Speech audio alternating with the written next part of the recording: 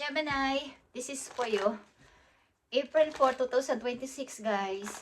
April 4. At titingnan natin ang napakahalagang message for you. Isang mahalagang message lang para sa iyo, Gemini.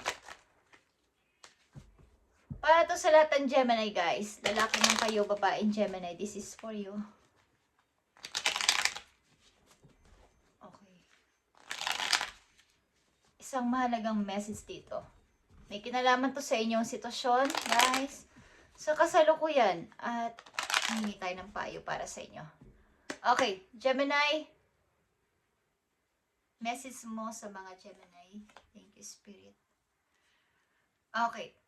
Andito ang 5 of Wands, guys. So, man ay trabaho sa family nyo o sa inyong mismong mga nakapalibot na tao sa inyong buhay is may mga rival, guys. Okay? Sa inyong paligid.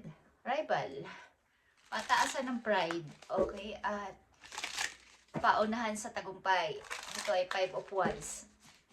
Para makuha ang gusto. Ako ang mananalo. Ako ang dapat mabuhi. Ako ang dapat na manalo dito. Guys. Ito man ay sa trabaho nyo o sa pag-ibig o sa inyong family is merong rival dito at pataasan ng pride. Gemini. Okay, sa inyong kasalukuyan. Tingnan natin ang inyong message pa, guys. April 4, 2026. Para ito sa mga Gemini. At kung may kilala kayong Aries sa inyong chart is happy birthday sa kanila, guys. Okay. Meron ditong text message at unsent messages. Okay. May mga nagme-message siguro sa inyo or vice versa. Meron kayong itinetext pero hindi nyo sinisend. Something hindi nyo tinutuloy ang pagsisend. Nagsusulat kayo ng message but binubura nyo or hindi nyo ipinapadala. Ibig ko sabihin, Gemini.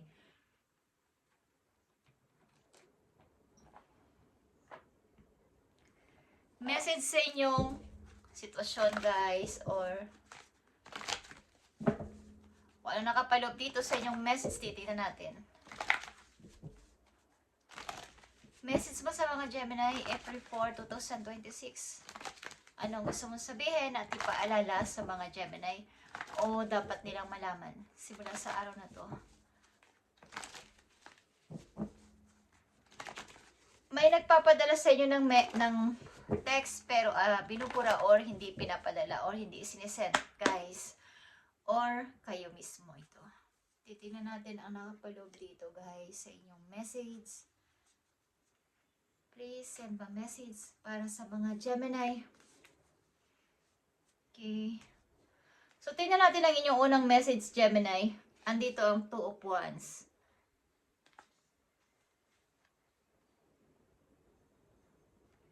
Pagpili ito sa isang bagay, sa isang tao, sa isang trabaho, sa isang lugar. Okay, alin man dyan, guys, is meron kayong pinili.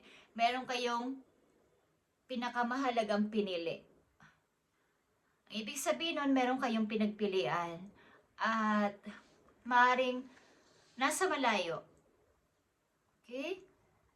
Balak nyong puntahan, balak nyong bisitahin, or vice versa. Meron sa inyong balak na bumisita, guys, galing sa malayong lugar. At meron ditong pinili. Pinagpilian. Baga, sa tagal-tagal na panahon na pag-decide, ito yung gusto ko. Ito yung ikakasaya ko. Dito ako magiging masaya. Siguro pag siya ang pinili ko, o ito yung pinili ko, alam man dyan, trabaho man to o tao. But kaya nga kanina, meron ditong rival. Para sa tagumpay, para sa pride. Okay? Tingnan natin tong 2 of Wands. So, andito ang emotional loss. At saka, emotional withdrawal, guys. So, kayo ay may nararamdaman sa inyong dibdib na mabigat. Gemini, may kinikimkim kayong, kung hindi ito sama ng loob, is parang hindi pagsasabi ng inyong nararamdaman, yung inyong totoong feelings sa isang tao. Nagkakaroon kayo ng emotional lows. Kailangan nito ng i-withdraw nyo to. Something, mag-meditate kayo or tanggalin nyo sa puso nyo yung bigat. Okay? Pumunta kayo sa medyo tahimik na place. Kung wala mang dagat sa inyo is sa isang tahimik na silid. At sabihin nyo kay God ang inyong nararamdaman, Gemini. At paluwagin ang inyong pakiramdam sa inyong puso. Medyo meron kayong struggle. Mga nararamdaman na hindi nyo masabi sa isang tao. Maaring sa pag-ibig ito. Guys, okay.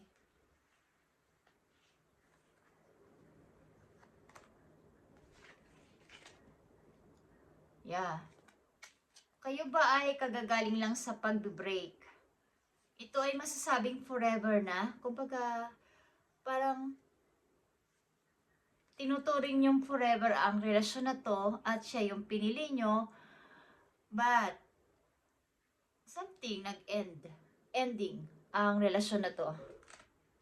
Kaya, yung inyong pakiramdam is mabigat.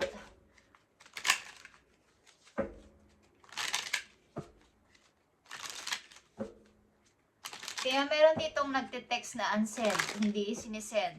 Ikaw pa to, Gemini. Meron kang gustong i-message, but hindi mo naman ma-send o natatakot ka. Break up is here. At ito ay masasabi mo na sanang forever na pag-ibig, pero nagkaganon is nagkaroon ng katapusan. Tingnan natin to guys, ang break up. Para to sa mga Gemini, break up. So, andito ang patience, Gemini. Some things still need to be dealt with this connection to manifest. So, maaaring mahal nyo pa rin ang tao na to o mayroong nagmamahal pa din dito. So, kailangan dito ng patience, pasensya. At i-manifest kung talagang kayo para sa isa't isa is kahit na ito ay masabing nag-break kayo or something na temporary lang nahiwalayan is may pagkakataon pa na magkabalikan sapagkat ito ay forever. Okay? Forever nyong masasabi ang relasyon na to o ang pag-ibig nyo sa person na to. But, nagkaroon ng break up. Okay? At maaaring ito ay nasa malayong place. Nasa malayong lugar ito, guys. Yan sa inyo ay minamanifest ang relasyon na to. Tingnan natin to guys. Ang 2 of Wands, tingnan natin. May pag-asa pa ba ang pag-ibig na to sa mga Gemini? May pag-asa pa ba ang pag-ibig na to sa mga Gemini?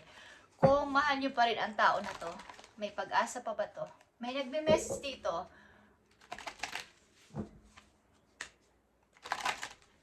But, hindi naman ipinapadala. May pag-asa pa ba ang pag-ibig na to para sa mga Gemini? Kahit masabing break, nagkaroon ng break up. Okay. So, meron dito talaga nagmamahal ng sobra. Sobrang pagmamahal ito at nag-invest ng sobrang emosyon. Kaya, ang ilan sa inyo dito ay nagkakaroon ng o merong emotional loss at emotional withdrawal, guys. Is sobrang yung kinikimkim ninyong parang sama ng loob sa isang tao ay hindi nyo masabi. Hindi nyo mailabas. So, nandito ang fertility at 8 of Arrows, guys. Hindi ko alam kung kayo ay buntis na sa ilang Gemini. At nandito nga yung pag-iwan. Okay. Pag-iwan. At can't move. Hindi makamove on. Hindi pa makamove on. At maaring may mga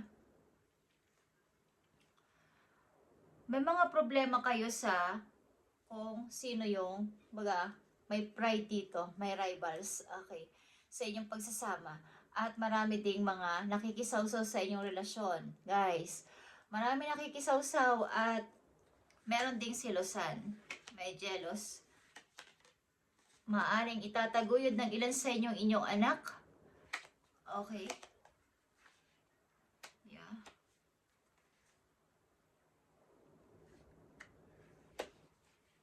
Marami nakikisawsaw sa inyong relasyon ng iyong person, Gemini. At maaaring ilan sa inyo ay magtatagal sa relasyon na to. Magtatagal sa bago makamove on. Ang ilan sa inyo ay matagal na makamove on sa relasyon na to. Sa nag-end na relasyon na to. At marami nagpapayo sa iyo dito na maging okay ka na. Mag-move on ka na. Hanapin mo yung happiness mo sa ibang place at sa ibang tao na darating sa buhay mo. Yan ang pinapayo ng ilang mga kakilala. Gemini, sapagkat matagal ka nang naka-stuck dito o matagal kang mai-stuck dito kung ikaw ay magpapatuloy. Okay? Tingnan natin ang inyong payo sa healing energy, guys. Para sa mga Gemini ito. Maaaring ang tao makikilala nyo na sa ibang lugar, guys. Nasa malayong lugar. Pagamat ito ay forever na masasabi is nagkaroon ng ending o magkakaroon ng ending ng inyong relasyon. At maaaring ikaw ang kung magkakaanak kayo, buntis kayo, guys, kayo ang magtataguyod sa inyong anak o kayo yung nasa inyong custody ng inyong anak, guys. Okay. Tingnan natin ang message sa iyo, Gemini.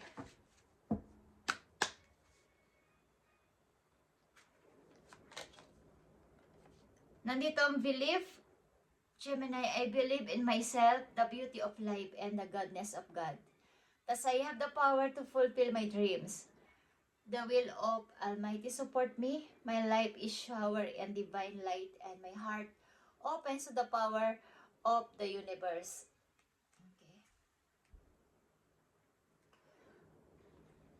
So, kung ito'y nangyari na sa inyo at nangyayari pa lang sa inyo, is magkaroon kayo ng paniniwala sa inyong sarili na kaya nyo mag-move on. Kaya ninyong, kung kasama ninyo ang inyong anak sa ngayon, is kaya nyo tong itaguyod, palakihin at gawing maayos ang pamumuhay niya. Something na ang relasyon na to ay nagtapos sa hindi inaasahang pagkakataon. Sa kapagkat may isa lang dito nagmamahal. May isa lang dito nagbibigay ng pagmamahal. At hindi nag-e-effort ang inyong partner o ang partner dito na isa, okay?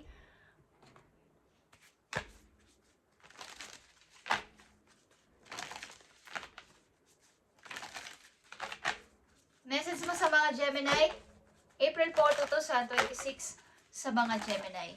I need message for Gemini. Thank you, Spirit. Infinite abundance is here, Gemini. Abundance is pouring into your life. Kayo ay kumbaga, kahit kayo ay single mom o single dad sa ngayon, kung kayo mag-isa nyong tinataguyod ang inyong mga anak o anak is, palagoy nyo ang inyong buhay, ang inyong sarili. Maaaring ilan sa inyo ay may palak na magtayo ng, bumili ng mga lupa or meron kayong i-harvest pagdating ng panahon, yun ang iniisip ninyo.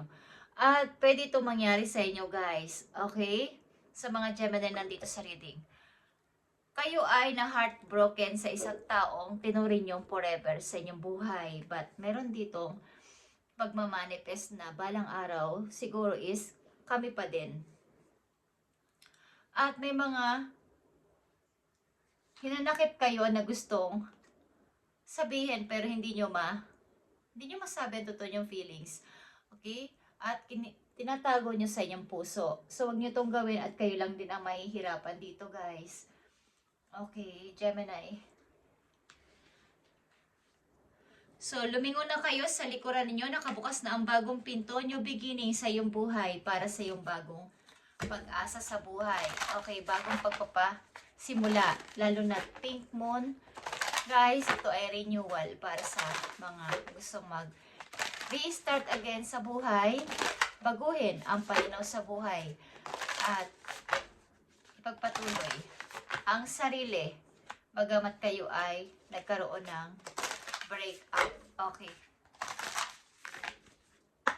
Isang mahalagang message for you, Gemini. April 4, 2026. So, andito ang Beach Fire. Stand up for yourself, Gemini. Ano man ang mangyari, ito man ay sa inyong kapaligiran, sa inyong trabaho, sa pag-ibig, sa family, kung may mga naggusto mag-down sa inyo na mga tao, is stand up for yourself. Huwag mong pabayaan na ikaw ay ibagsak nila, okay? Ito ay 16 and ito ay 7 is patungo ka sa tagumpay, guys. Ito ay Beach Fire. Maaaring may mga fire sign na nakapalibot sa'yo, Aries, Leo, Sagittarius, na pwedeng magbigay sa'yo ng lakas o power para sa'yo patuloy na pagbabago sa buhay o patuloy na pagpapatuloy mo sa buhay. Is merong mga taong may mga energy na katulad ng fire sign na nakapalibot sa'yo na nagpapalakas sa iyong loob. Okay, Gemini. Last message for you sa iyong career. Tingnan natin. Maaring sa inyong relasyon ng tao na to, marami nakikisaw-saw na mga kamag-anak din at may selos din, guys. At may isang tao lang dito na nagmamahal sa relasyon. Walang baga one-sided love. Okay, tingnan natin, Gemini, ang iyong career. So, andito ang the past. About ito sa inyong past, yung mga nakaligtaan ninyo sa inyong buhay na dapat ninyong ipagpatuloy sa kasalukuyan, mga nakaligtaang dapat gawin, na may kinalaman sa pagpaparami o pagpapaunlad sa inyong money pa is, alalahanin nyo, i-review nyo ang inyong past, mga nakaraang maraming taon, kung ano yung mga hindi nyo na ituloy na project, hindi nyo na ituloy na gagawin, negosyo man yan o trabaho, is ipagpatuloy nyo sa ngayon. Okay? Kumbaga ito yung mga old ninyong skill na dapat ninyong i-renew sa ngayon, sa kasalukuyan, 2026. Simula ngayon, ngayong taon na to. Alalahanin nyo sa mga nagdaang maraming taon sa buhay ninyo nung busy pa kayo at hindi nyo na ituloy itong project na to, itong negosyo na to, is ipagpatuloy nyo sa ngayon at kayo ay uunlad dito, promise. Okay? Something from the past is returning. Maybe an old job or an unfinished project. Okay? So ito inyong ipagpatuloy. Ang mga hindi nyo natapos, ang mga nakaligtaan ninyong gagawin dahil kayo busy, may mga inuna pa, nauna pa ang pag-ibig, kaysa dito is ngayon nyo gawin. Sapagkat ang ilang Gemini na nandito ay may freedom na para gawin ulit ito. Okay? Thank you and God bless, Gemini. At uunlad kayo dito. Money could be coming your way from something you did in the past. Okay. So may idea na kayo, guys. Galing ito sa inyong past, ang pag-unlad pa nyo sa money at pagtaas ng inyong pera. Okay. Mga hindi nyo natapos sa project o mga naiisipan dati, yung mga idea is na waglit sa isip nyo sapagkat kayo ay maraming, kung kayo may mga ginawa or may mga inuna pa, kesa dito is ipagpatuloy nyo sa kasalukuyan, guys. Thank you and God bless, Gemini.